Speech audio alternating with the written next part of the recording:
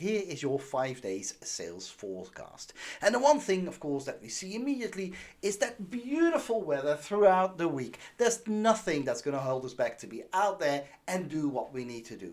And Monday in particular is very good for prospecting and inbound leads follow-up. Tuesday then is a great day for discovery. And as things look at the moment, there's absolutely nothing that's going to hold us back. Now, what's going to happen on Wednesday, Thursday and Friday? On Wednesday, the conditions are sublime for demonstrations and presentations. Absolutely nothing to hold us back to be out there and to do what we need to do. Thursday and Friday, look at that. Thursday, good for closing. Friday, very good for closing as well. With the additional benefit that for Friday, we can look into next week and do some prospecting for next week too. Enjoy your week. There's absolutely nothing holding you back with this beautiful weather ahead.